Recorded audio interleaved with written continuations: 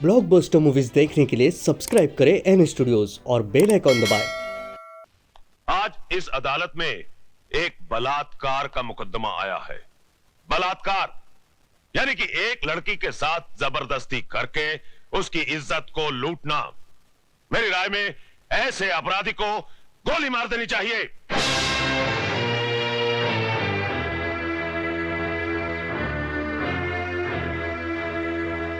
अगर एक लड़की अपनी मर्जी से एक लड़के के साथ हम बिस्तर होती है और उसके बाद अपने कपड़े खुद ही फाड़ती है, अपने बाल बिखेरती है और अपने ही नाखूनों से अपने बदन पे निशान लगाकर चिल्लाती है, बचाओ बचाओ मेरा बलात्कार हो गया, तो क्या अदालत मान लेगी? I object your honour. मेरे फाजिल दोस्त मिस्टर ज्ञान प्रकाश एफआईआर में दर्ज रिपोर्ट को झूठा कह रहे हैं। झूठी रिपोर्ट को झूठा कहना गलत नहीं है वकील साहब। रिपोर्ट लिखी किस पुलिस ऑफिसर ने थी माय लॉर्ड? उस पुलिस ऑफिसर ने जो सरदार करतार सिंह के कर्ज तले दबा है और बचपन में एक चोर था। इंस्पेक्टर खान, क्या ये सच है? माय लॉर्ड, दरअसल आप सिर्फ हां या ना में जवाब दीजिए। ये सच है। That's all your honour. जिस इमारत की नींव ही खोखली हो, उस इमारत का अंजाम क्या होगा? आगाज हुआ ही नहीं और आप अंजाम तक पहुंच गए वकील साहब। इस हादसे के चश्मदीद गवाह है योर ऑनर 40 मासूम छोटे छोटे बच्चे, जिन्हें ना ही आपकी बुलंद आवाज का खौफ है और ना ही किसी अंजाम की परवाह। आप फिक्र मत कीजिए वकील साहब, धीरे धीरे सबको बुलाऊंगा इस कटहरे में। माय लॉर्ड, सबसे पहले मैं मिस माला से कुछ सवाल पूछना चाहता हूं।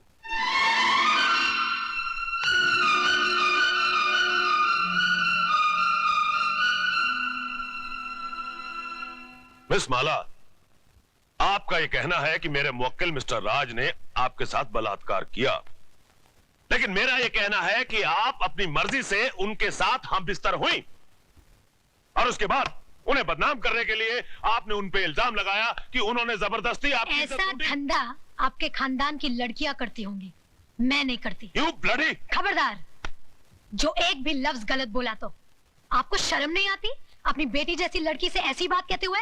मिस माला, ये मंदिर नहीं जहां पर वचन किया जाए, ये अदालत है जिसमें एक मासूम की जिंदगी का फैसला होने वाला है।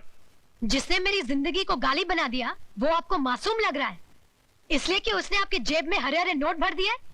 अगर नोटों के लिए ऐसे ही अपने जमीर को बेचते रहे तो एक दिन इसी कटहरे में मेरी जगह आपकी बेटी खड़ी होगी, जो ऐसे किसी रईस के बेटे की हवस की शिकार हुई होगी। उस दिन न तो ये नोट आपके काम आएंगे और न ही आपकी आवाज गले से बाहर निकलेगी। गुनहगार को सजा दिलवाने के बजाय आप उसकी तरफदारी कर रहे हैं। तुम जैसे वकीलों को तो जन्म देकर तुम्हारी माँ भी पछता रही होगी।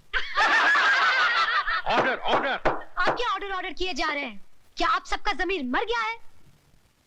ये वही हिंदुस्तान है जहाँ औरतों को पूजा जाता था, कभी सीता के रूप में तो कभी सावित्री के रूप में। और आज उसी देश में अगर औरत को एक बार नंगा किया गया तो इसकी इज्जत को ढाका नहीं गया, बल्कि बार बार नंगा किया गया, कभी प्रेस वालों ने तो कभी टीवी वालों ने, और अब ये वकील साफ कर रहे हैं और आप चश्मा साफ कर करके देख रहे हैं। अरे समाज के ठेकेदारों, क्या भूल गए तुम लोग? द्रौपदी को भी एक बार नंगा किया गया था, कौरवों का पूरा खानदान मिट गया था, आज उनके खानदान का एक भी वारिस नहीं बचा। वकील साहब, यही पूछना चाहते थे ना कि बलात्कार के वक्त वो मेरे ऊपर था या नीचे, उसके हाथ कहाँ थे, मेरे स्तन पर या मेरी जांघों पर? बंद कर दीजिए तमाशा, अपनी घर की बहू बेटियों को बेइज्जत करने का ये ड्रामा बंद कर दीजिए। कहीं ऐसा ना हो कि आज की औरत शर्म की दहलीज पार कर जाए। इस अदालत में कल जो मुकदमा आएगा वो ये नहीं होगा कि एक लड़के ने एक लड़की का बलात्कार किया, बल्कि ये होगा कि एक लड़की ने एक लड़के का बलात्कार किया। सिर झुकाए ये खड़ा होगा, ये मैं नहीं। Order order. The court is adjourned. ये लड़की है या किसी देवी का अवतार? अरे पिछले 30 साल में मैंने बड़े से बड़े धुरंधर वकीलों को अदालत की धूल चटवा दी, लेकिन इसने मुझ जैसे पहाड़ को अपने पैरों तले रौंद के रख दिया। मगर आप तो अपने आप को माइक टाइसन कहते थे। माइक टाइसन को भी कोई मर्द नहीं पछाड़ पाया था। अरे उसे भी पछाड़ा तो एक मामूली सी लड़की ने। मगर अब हम क्या करें, ये तो बताइए। इससे पहले कि कल सुबह जज अपनी कुर्सी पर बैठे, माला को इस दुनिया से उठवा दीजिए।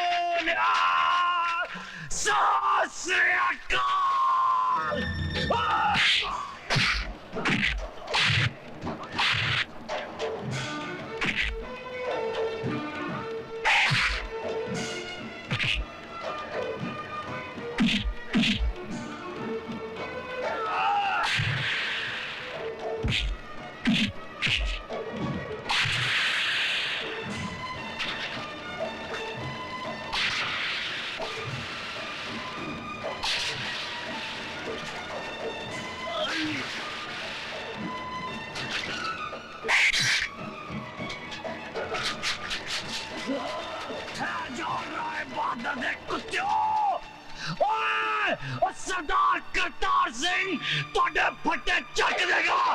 क्या डरा रहा है बहादुर पैर के टकेलू।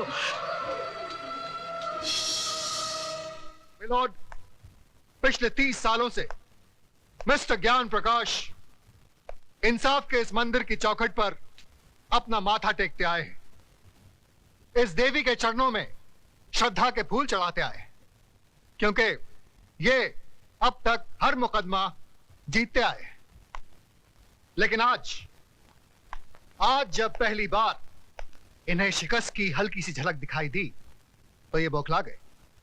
इंसाफ के इस मंदिर से इनका विश्वास उठ गया, इस देवी में इनकी श्रद्धा टूट गई और इन्होंने अपने हाथों में इंसाफ के तराजू की जगह दौलत की तलवार उठा ली।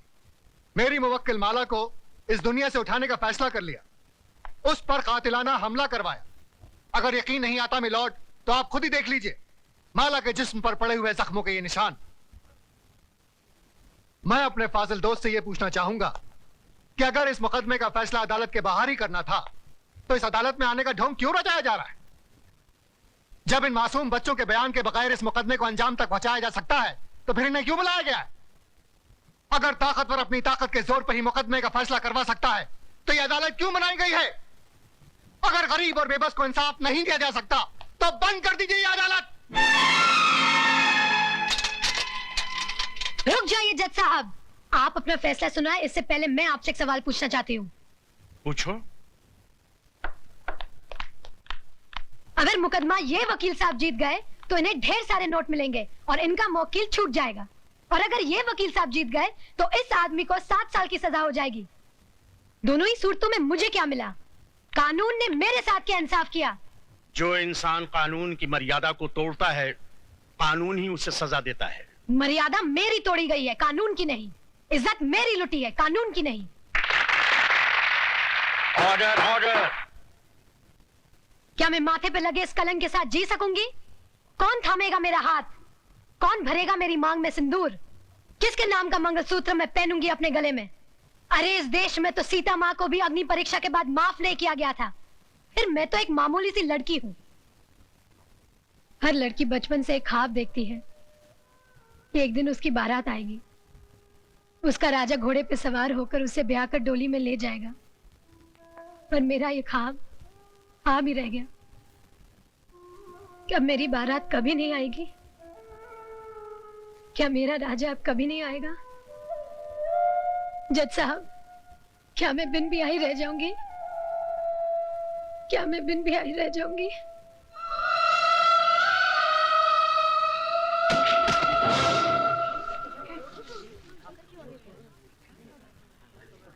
हाँ, अपने आप को दादा कहते हैं। सारा शहर कांपता है इनसे, मगर एक मामूली सी लौंडिया को खत्म नहीं कर पाए। अरे लानत है तुम पे और तुम्हारे आदमियों पे। अब खड़ा खड़ा मुंह क्या देख रहा है? Get the hell out of here you stupid asshole.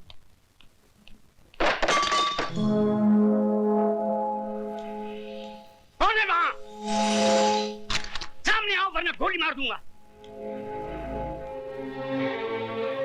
तुम किस किस को गोली मारेंगे साहब? एक गुनाह को छुपाने के लिए और कितने गुनाह करेंगे? पूरा शहर तुम्हारे नाम पर थूक रहा है, पूरे शहर को मिटाएंगे। साहब, इंसानी बने रहना, भगवान बनने की कोशिश मत करना, वरना वो ऐसा मिटा देगा कि ना तुम जी सकोगे ना ही मर सकोगे। तुम्हारी ये मजाल कि हमारे सामने जबान खोलो। 40 साल लगे साहब, 40 साल, तब जाके जबान खुली है। पैसों से बहुत बड़े हो गए, लेकिन इंसान छोटे रह गए। कौशल्या, तुम्हें तमीज नहीं मालिक से कैसे बात की जाती है? तुम तमीज सिखाओगी मुझे, जिसने तुम्हारे मर्द को पैजामे का नाड़ा बांधना सिखाया है? अरे बहू, जब घर में आग लगी हो तो पानी डालकर उसे बुझाया जाता है, लेकिन तुम उस आग में तेल डाल रही हो। अगर इसी रफ्तार से तेल डालती रही तो कुछ ही दिनों बाद यहाँ हवेली नहीं शमशान घाट होगा। इनफ इज इनफ, नमक हराम, दफा हो जाए यहाँ से। और खबरदार जो फिर इस दहलीज पे कदम रखा। फिक्र मत करो साहब, तुम्हारी दहलीज पर पैर तो क्या, उस पर थूकूंगी भी नहीं। दोनों तरफ के गवाहों के बयानात सुनने के बाद और तमाम हालात को मद्देनजर रखते हुए ये अदालत इस नतीजे पर पहुंची है कि मुल्जिम राज ने जुर्म किया है और वो कानून का मुजरिम है। लेकिन कानून से पहले वो माला का मुजरिम है, जिसकी जिंदगी को उसने तबाह कर दिया और समाज में इज्जत से जीने का हक उससे छीन लिया। लिहाजा ये अदालत मुल्जिम राज को ये हुक्म देती है कि जिस लड़की को नंगा करके उसने बेइज्जत किया, उसी लड़की से शादी करके उसे अपने घर की इज्जत बनाए।